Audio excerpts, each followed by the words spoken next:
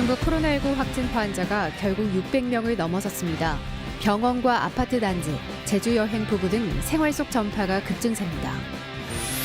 충북도청 공무원들의 잇단 확진에 대해 이시종 도지사가 사과했습니다. 복무규정 위반 여부에 대한 감사도 착수했습니다. 21대 국회가 개원한 지 5달, 충북 국회의원들의 입법 성적을 따져봤더니 초선 의원들의 약진이 두드러졌습니다. 여러분 안녕하십니까? 계속해서 충북 소식입니다. 충북 코로나19 누적 확진 환자 수가 나흘 만에 또 100명 이상 늘어 600명을 넘어섰습니다. 3차 확산 이후 환자 100명 증가에 걸리는 시간이 급격히 짧아지고 있는 건데요. 입원 환자를 고리로 한 병원 내 집단 감염이 새로 발생하는 등 일상 속 전파는 꼬리에 꼬리를 물고 있습니다. 정재영 기자입니다. 장현면 주민 집단 발생 이후 9달 만에 또 한 번 괴산에 긴장감이 감돌고 있습니다. 입원 환자만 120여 명에 달하는 지역 병원에서 코로나19 확진 환자가 한꺼번에 2명 발생한 겁니다. 일주일 넘게 이 병원 3층 정신병동에 머물렀던 두 환자는 치료를 마치고 각각 다른 병원으로 옮겨진 직후 양성 판정이 나와 되돌아왔습니다. 이때 이미 같은 병동에 있던 다른 환자와 직원 9명이 연쇄 감염된 상태. 병원이 폐쇄되면서 환자와 종사자 등 150여 명이 집단 격리됐고 270여 명에 대한 진단검사가 진행됐습니다. 환자가 더 나을 수 있다는 이야기입니다. 결과는 예단하기는 어렵지만 병원 공간이 협소해 추가 확진자가 더 나올 가능성이 있습니다. 사안의 중대성을 충분히 인식하여 조속히 전수조사를 완료하고 역학조사를 진행하여 괴산 확진 환자들이 이송됐던 병원 두 곳이 있는 음성도 비상이 걸렸습니다. 폐쇄병동인 두 병원 입원 환자는 100명을 넘습니다. 음성군은 한 병실을 쓴 환자 6명을 격리하고 잠복기를 고려해 오는 18일부터 3차례 전수검사를 진행할 계획입니다. 네, 특수한 병실에 입원해 있기 때문에 외부 사람들과 접촉할 상황이 전혀 없습니다. 이제 정확한 검사를 위해서 저희들이 이제 3일 후에 그 일정을 잡았고, 제천에서는 기존 확진 환자와 한 아파트 같은 동에 사는 부부가 잇따라 확진됐습니다. 접촉 경위는 아직 조사 중인데 소독이 끝났는지 등 정확한 정보가 제때 전달되지 않아 불안한 주민들의 민원이 빗발쳤습니다. 병원으로 이송했는지 소독이 됐는지 안 다음에 대처를 하면 수월할 텐데 저희도 모르니까 주민들도 불안하고 저희들도 불안할 수밖에 없지 않겠어요? 성공 나오기가 두렵지 않겠어요? 요양원발 확진 환자까지 더해지며 누적 190명을 넘은 제천시에는 모든 시민을 검사하자는 목소리도 나오고 있습니다. 타 지역과 교류가 전혀 없을 수 없는 상황에서 우리 지역만 전수 검사를 하는 것은 큰 효과가 없을 것이라 생각됩니다. 청주에서는 남양주 확진 환자 가족과 제주 여행을 다녀온 부부가, 충주에서도 건설 현장 종사자가 감염됐습니다. 12월 확진 환자만 240명을 넘었고 최근 나흘 사이에만 신규 발생이 100명 넘게 쌓였습니다. 최초 발생부터 100번 환자가 나올 때까지 180여일이 걸린 이후 눈에 띄게 빨라진 확산 속도. 이런 추세라면 이달 안에 700명을 넘길 수 있다는 우울한 전망도 나옵니다. MBC 뉴스 정재영입니다. 충북 코로나19 확진 환자 가운데 사망자가 7명으로 늘었습니다. 충주의료원에서 치료 중이던 제천 90대 확진 환자가 폐렴 악화 등으로 숨진 데 이어 어제는 청주의료원에 입원한 또 다른 제천 90대 확진 환자가 같은 원인으로 사망 판정을 받았습니다. 두 환자 모두 이달 초에 시작된 제천 모 요양원발 연쇄 감염 환자입니다. 또 집단 감염이 발생한 괴산의 한 병원 80대 입원 환자가 코로나19 양성 판정 당일 숨지는 등 지난 4일 동안 4명이 잇따라 목숨을 잃었습니다. 확진 판정을 받은 충북도청 공무원과 관련된 검사 대상자 677명 전원이 다행히 음성 판정을 받았습니다. 그러나 비용과 업무 공백 등 피해가 큰 상황인데 해당 공무원과 충북산림환경연구소 소속 직원이 복무 지침을 어긴 정황이 드러났습니다. 충청북도는 규정 위반 여부에 대해 감사에 돌입했습니다. 조미애 기자입니다.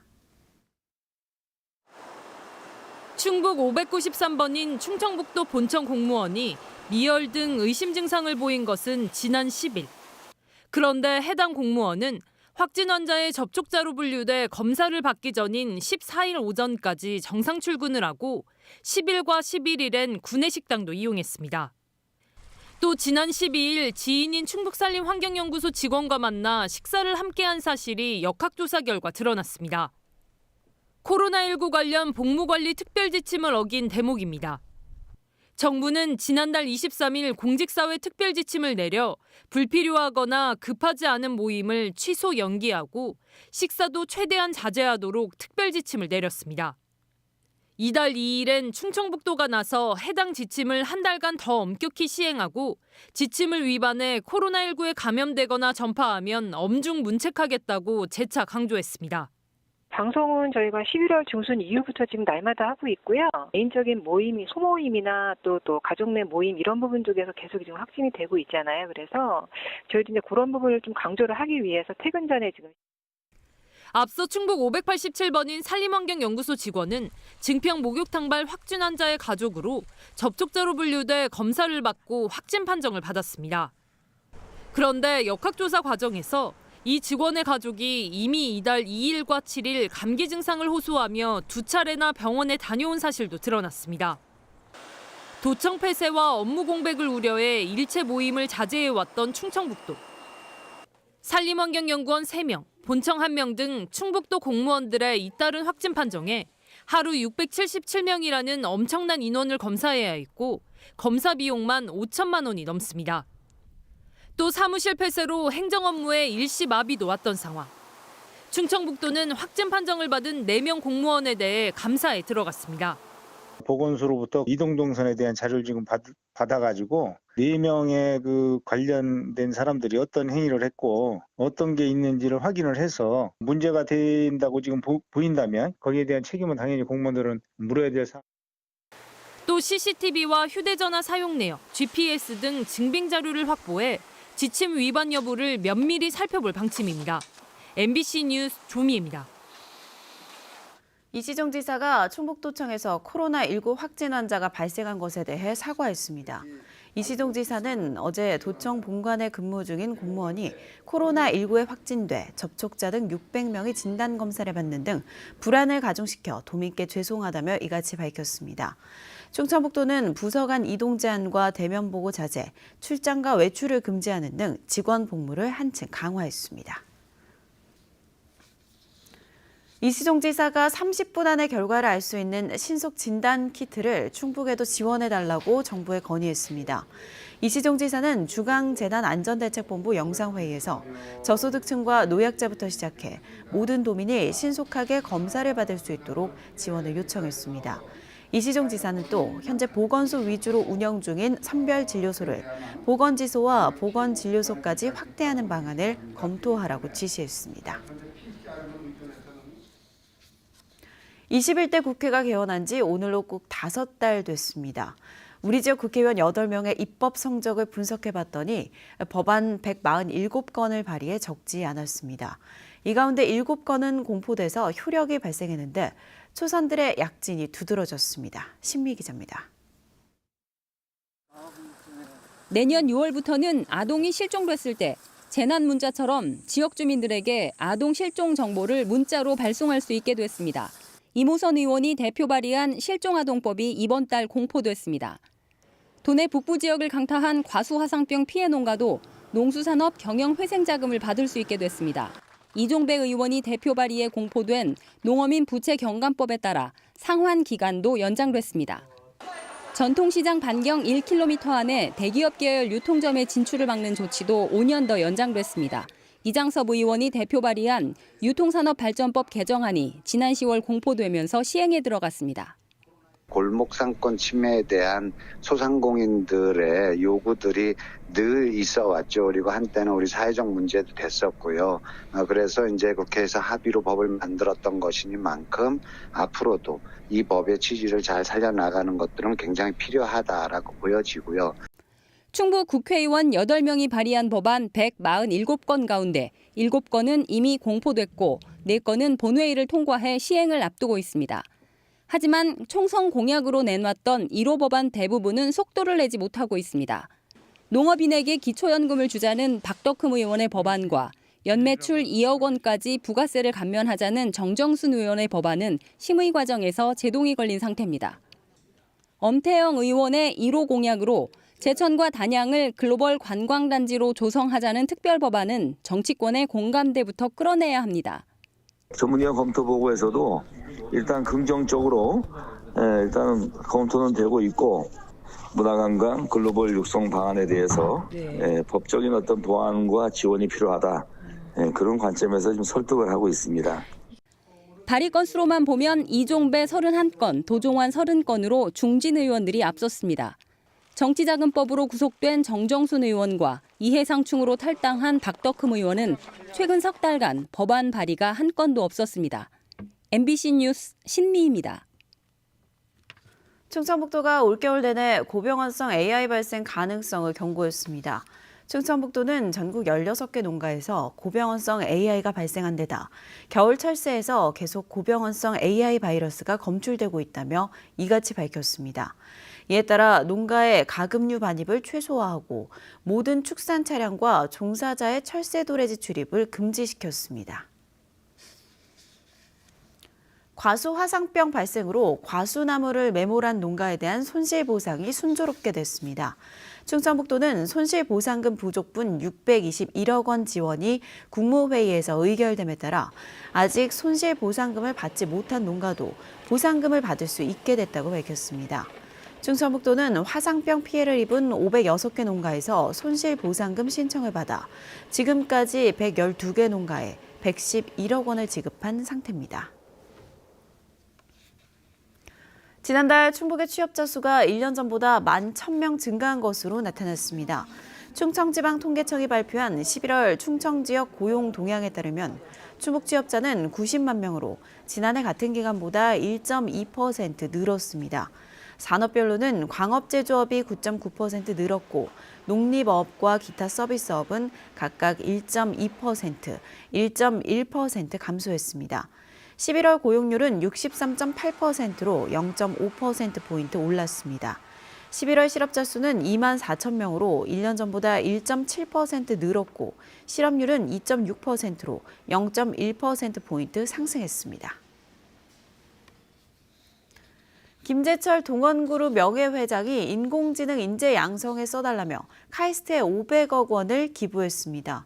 올해 약정된 기부액은 개교 이래 최대인 1,400억 원을 돌파했는데 카이스트는 이를 발판으로 세계적인 대학으로 발돋움하겠다는 계획입니다. 이승섭 기자입니다.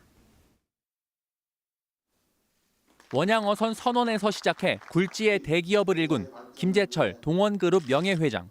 김 명예회장은 미래의 먹거리로 인공지능 기술을 첫 손에 꼽고 있습니다.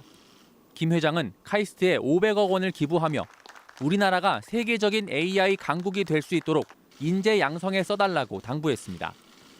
AI를 공부하는 젊은이들에게 꿈을 주고 나아가 우리나라가 AI 선진국으로 나아가는 출정식이 되기를 바라는 바입니다.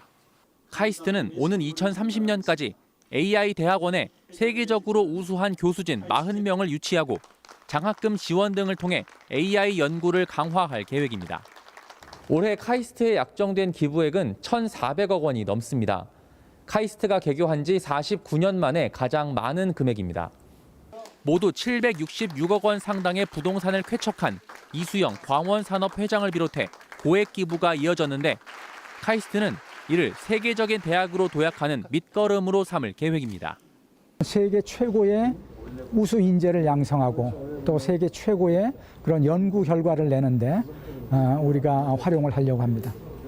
젊은 과학 인재를 위한 통큰 기부와 아름다운 동행이 이어지면서 과학 강국의 꿈도 조금씩 연글고 있습니다. MBC 뉴스 이승섭입니다.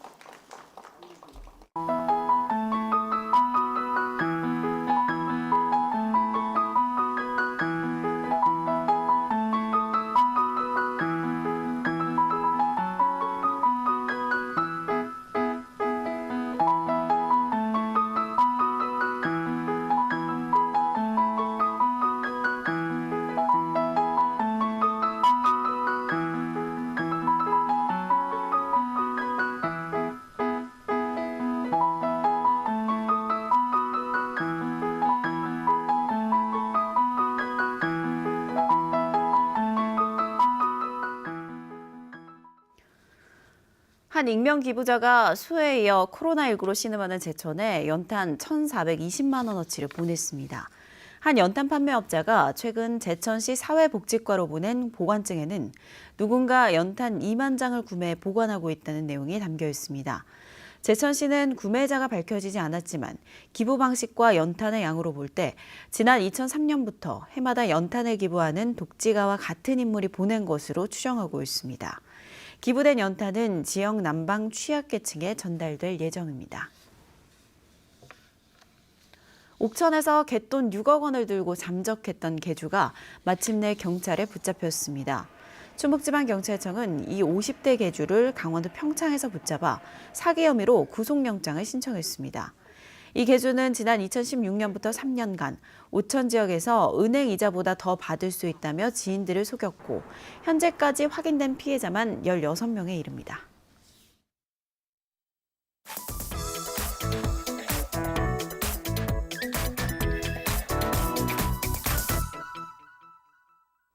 다음은 네트워크 소식입니다.